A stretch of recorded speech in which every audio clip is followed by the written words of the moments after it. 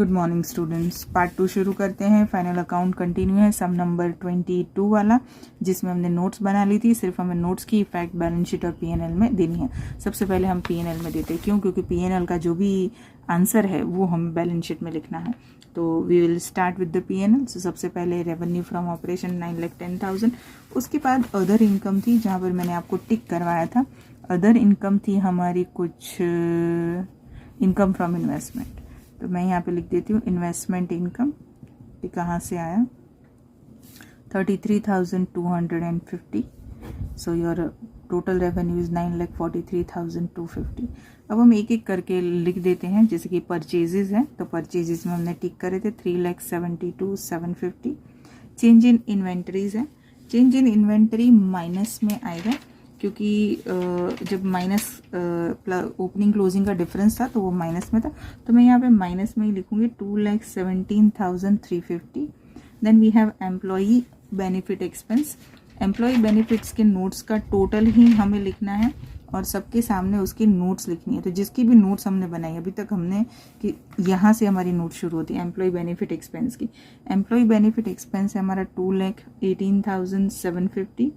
And yes definitely हमने change in inventories भी बनाया हुआ है। तो चेंज इन इन्वेंटरीज की note, change in inventories note 30, note 13 से शुरू होता है। Employ benefit note 14। Finance cost, finance cost की नोट हमने बनाई नहीं, पर debenture interest is our finance cost. So कोई नोट की ज़रूरत नहीं है, सिर्फ यहाँ पे लिख दो डिबेंचर इंटरेस्ट और यहाँ पर अमाउंट लिख दो 8750। Then we have depreciation. Notes बनाए हमने। डेप्रिसिएशन की नोट्स हैं 15 लिखिए, 37450। अदर एक्सपेंस उसके नोट्स हैं, अदर एक्सपेंस नोट 16 और उसका टोटल है 3,34,250।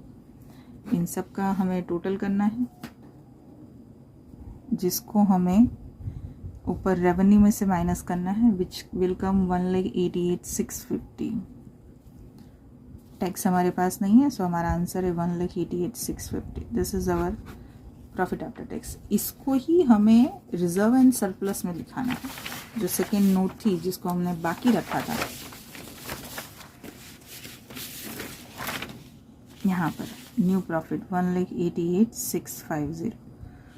रिजर्व एंड सरप्लस में आप इन सब का टोटल करेंगे, दैट विल कम 9,30,650, जिसमें से आप ये चार चीज़ें माइनस करेंगे।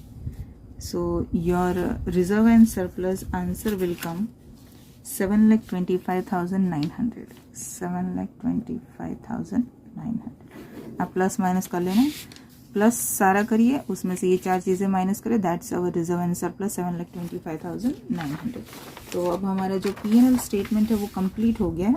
नाउ हम करेंगे हमारा balance sheet complete. Balance sheet में स्टार्ट करते हैं हमारे शेयर कैपिटल से। शेयर कैपिटल नोट नंबर 1 10,30,750 जो आया है हम वही लिख रहे हैं। Reserve and surplus note number 2 7,25,900। चलिए long term liability, long term liability में सबसे पहले नोट 3 लॉन्ग टर्म बोरोइंग, तीनों का टोटल करना है, जो मैंने किया नहीं है। 3,15,000। Okay, so long term borrowing note number 3 3,15,000। Then we have long term provision, note number 4 ही होगा। चेक कर लेते हैं long term provision. Long term provision में से प्रोविडेंट फंड है 45,500। 45,500। Then we have trade payables note number 5। Trade payables note number 5 only 15,500।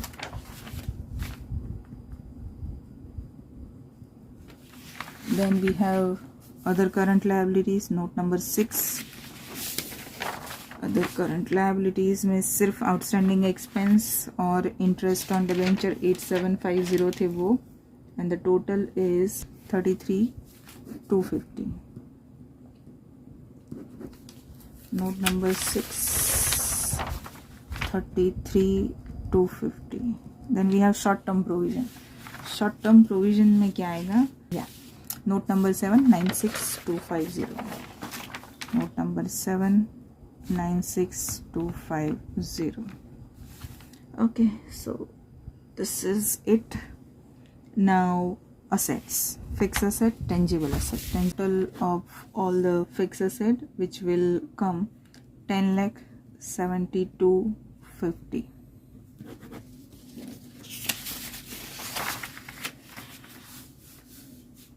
10,72,50, that is note number, हमारी जो नोट थी वो कौन सी थी, 8.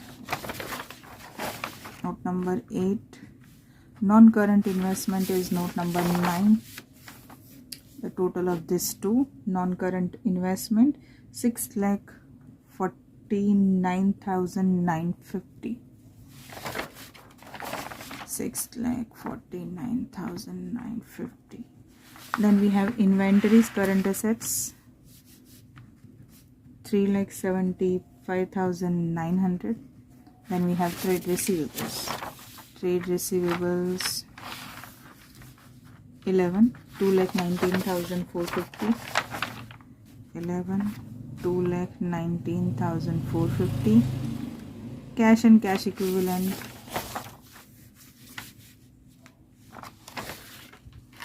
37,800.